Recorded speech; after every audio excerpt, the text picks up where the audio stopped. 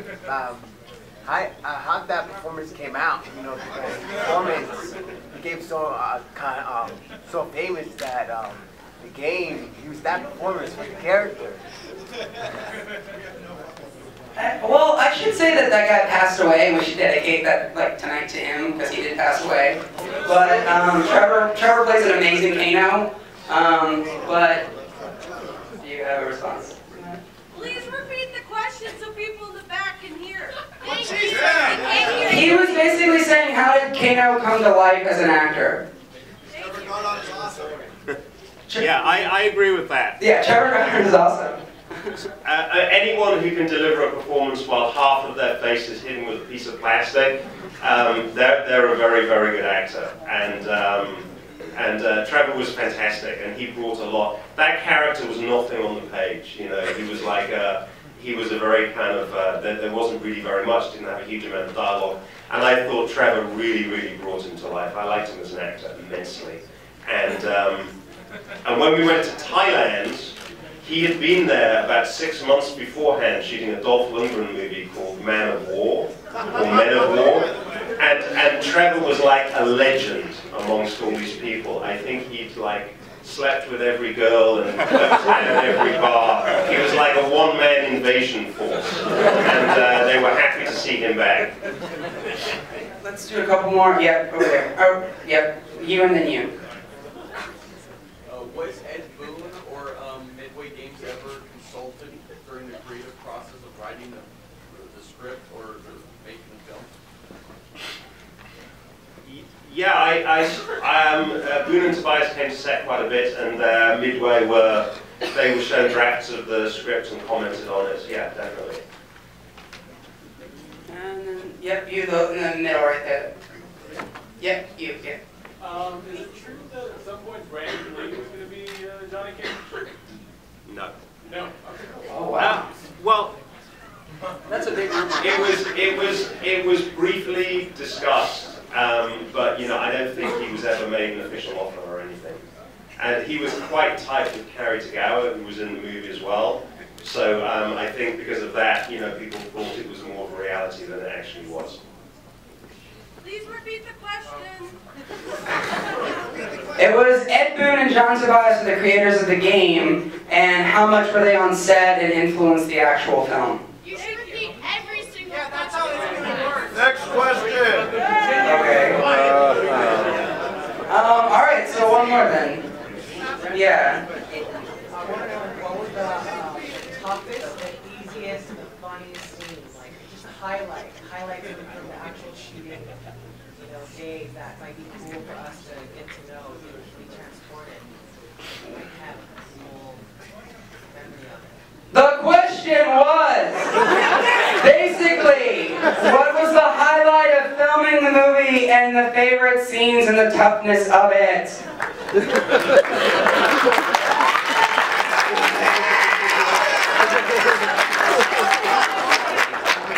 For me, it's pretty much every scene was fun, seriously. Every scene was a trip to Disneyland, it seems like. And I think Paul, like, once I get on set, he was like, "Robert, come check this out. Look at the statues. Look at the gardens. This is massive. This is fantastic. This is nice." And it's true. It's just like, I love every scene in the film. Because I'm in every scene.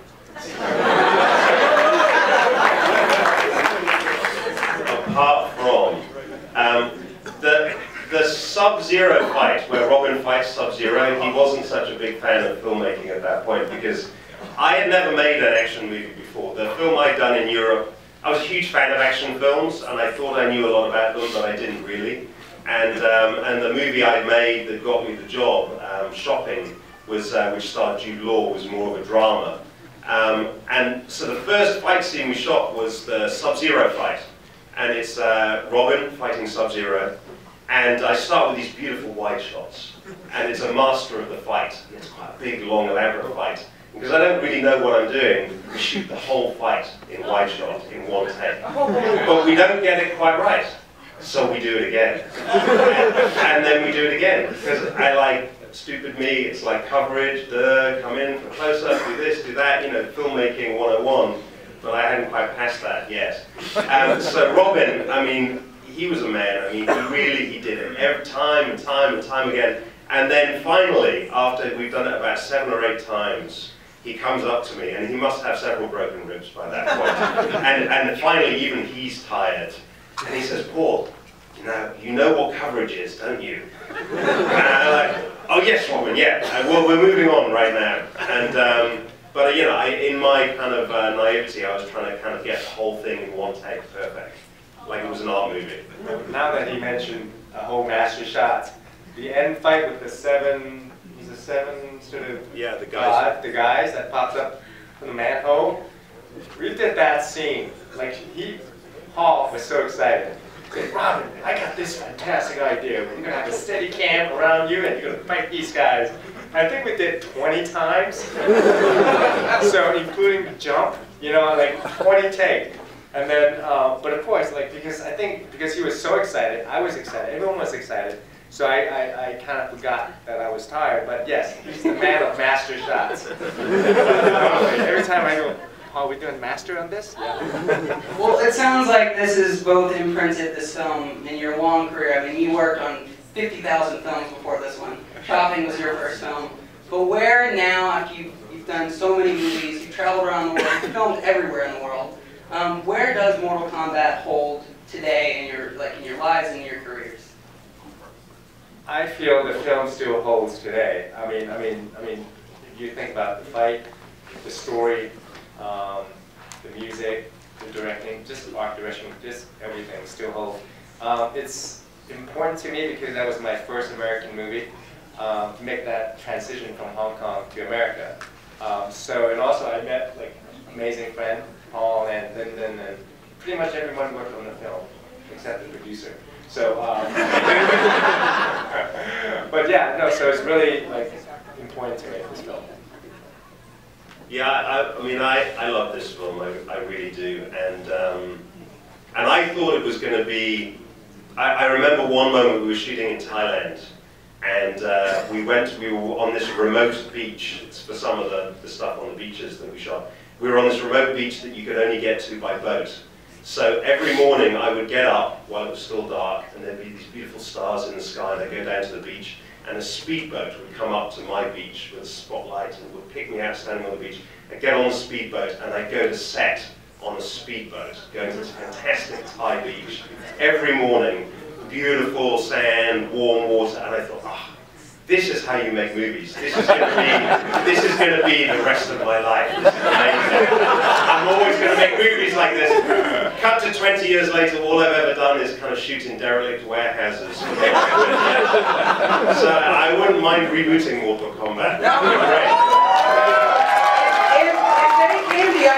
mean, the third movie has been in hell for so many years, but are you interested? Like, state it for the record. Would you actually be interested in doing another Mortal Kombat, whether it was a reboot or I want to bring them back. No offense. Hey, bring back Lyndon. I mean, I don't know who played Johnny Cage in Annihilation. He's dead anyway.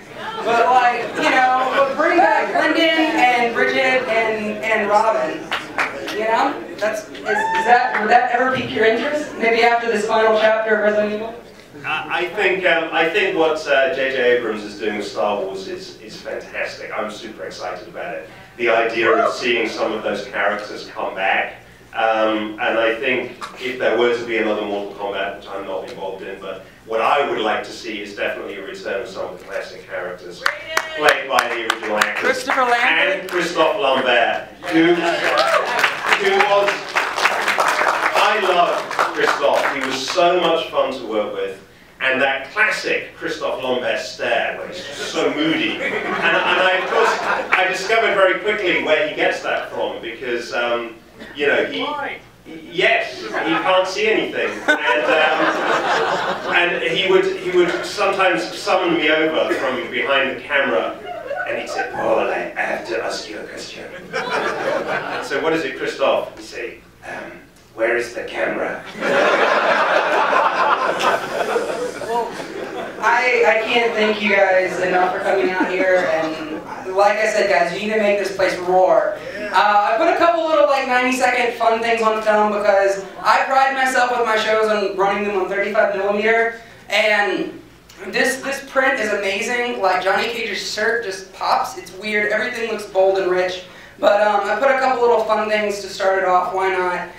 But once again, I'm MovieDude18 on Twitter, Facebook, and Instagram. I do these things for free, guys. This is not my day job. I just love freaking doing it for you guys. And I can't thank you guys enough. Once again to Sarah, Robin, this guy is my